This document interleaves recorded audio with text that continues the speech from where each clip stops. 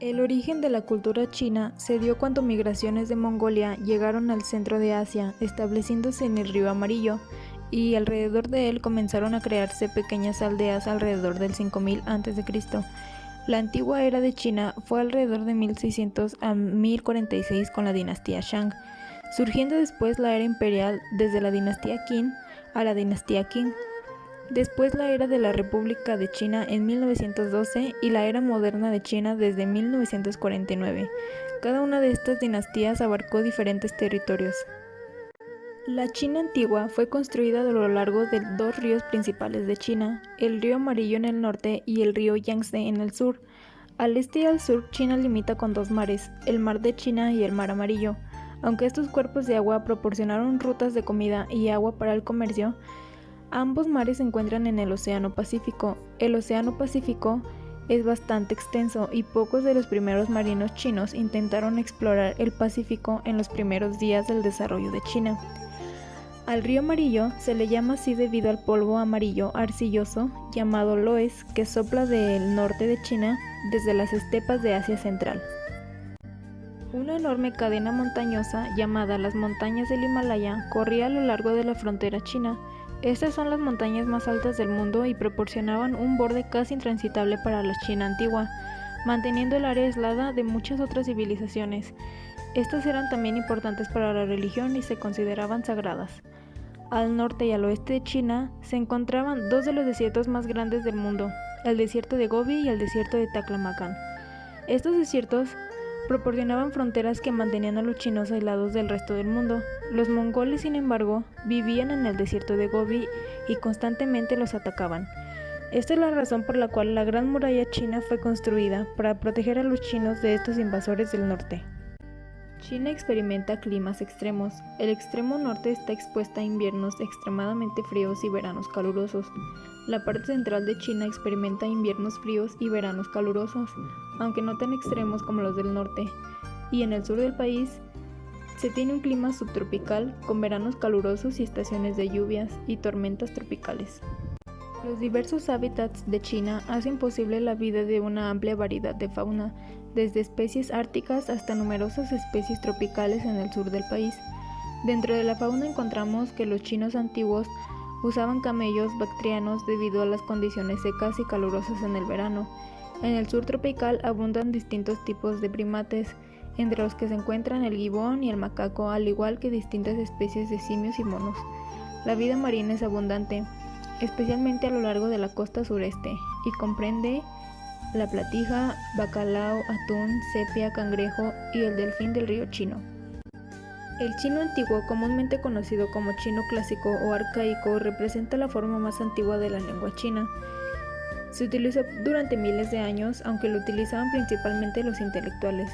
La mayoría de los caracteres de la escritura que componen esta lengua son fonogramas, es decir, al igual que los jeroglíficos egipcios, se leen de la misma manera.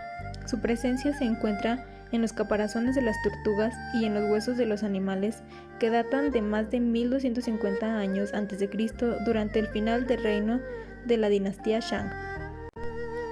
En la antigüedad, la economía china estaba basada en la agricultura, siendo sus principales cultivos el trigo, la cebada, el arroz, la caña de azúcar y el té.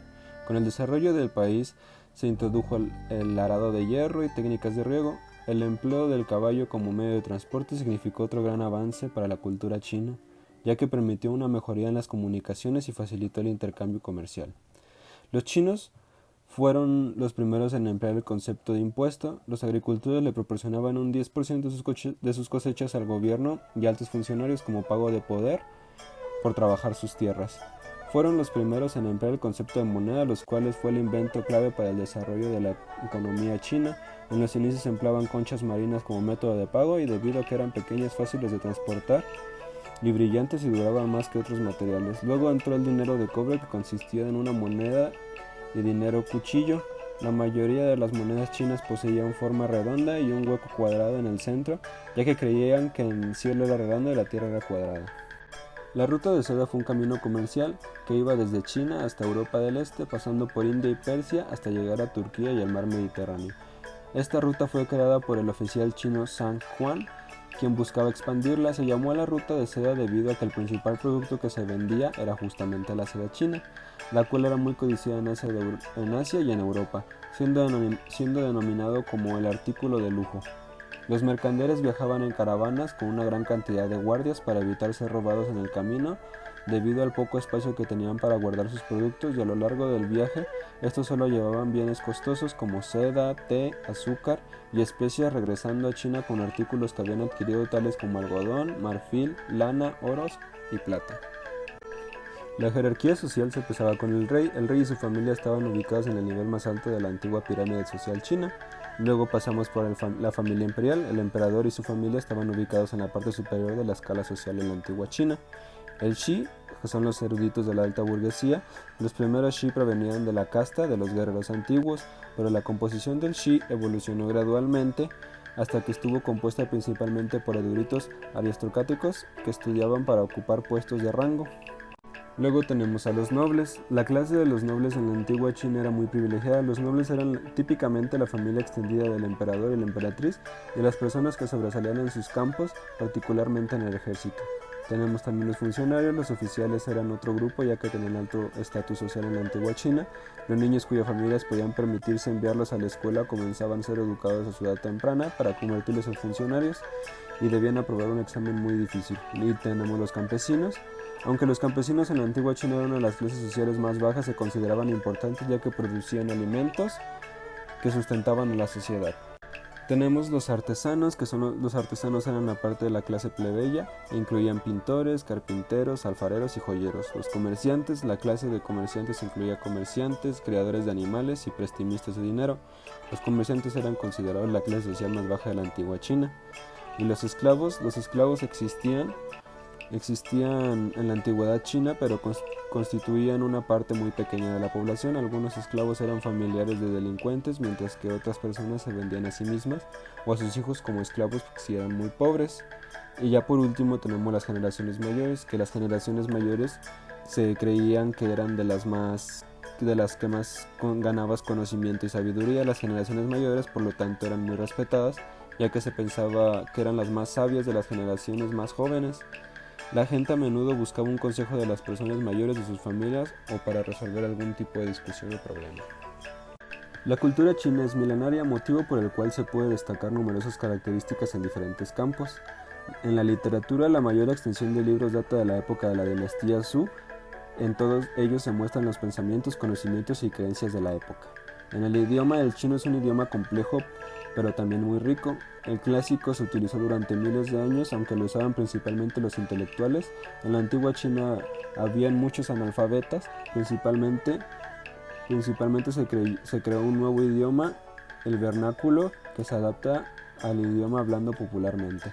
Y ya en gastronomía, en China la gastronomía es muy variada, puesto que es una tierra muy fértil donde se cultivan numerosos elementos. Los emperadores antiguos fueron los responsables de crear esa tradición gastronómica. La cocina actual se basa en muchos de los platos que se elaboran en aquella época.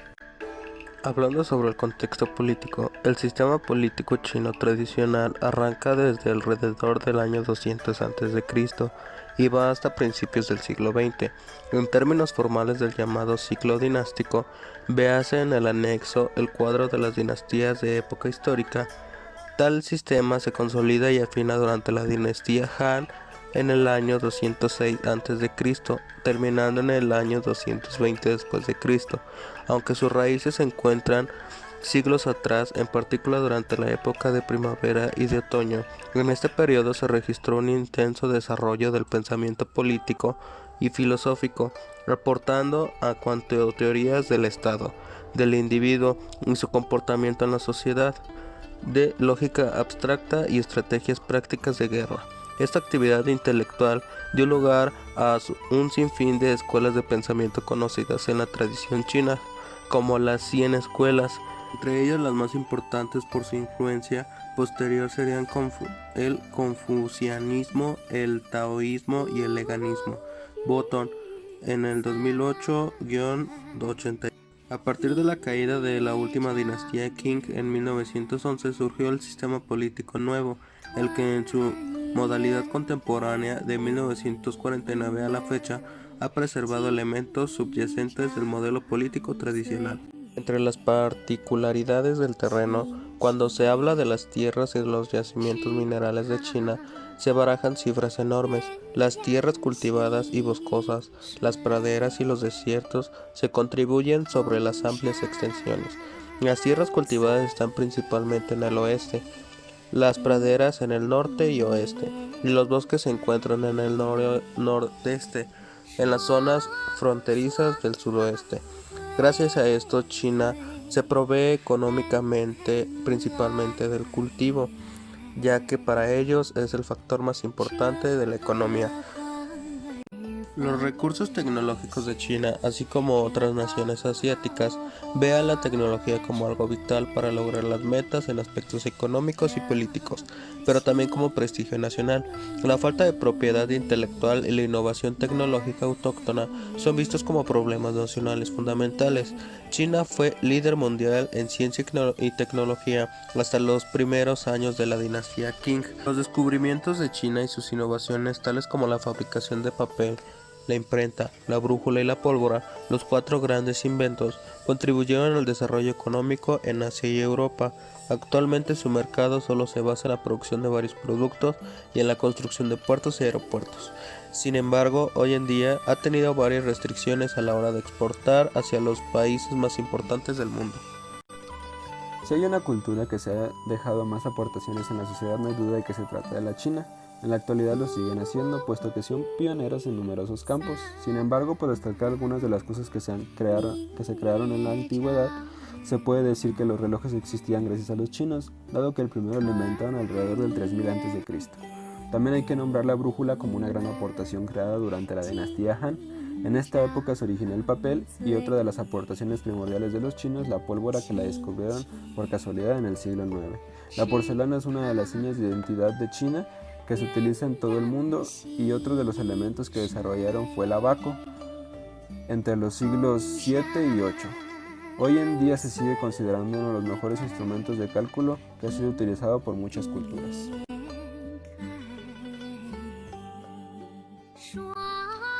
Bueno, eso es todo por el video, espero que les haya gustado y espero que les haya servido para aprender un poco más de lo que es la cultura china, ya que creemos que es una de las más importantes y siempre tenemos que llevarla presente. Espero que les haya gustado verlo como a nosotros nos gusta hacerlo. Hasta la próxima.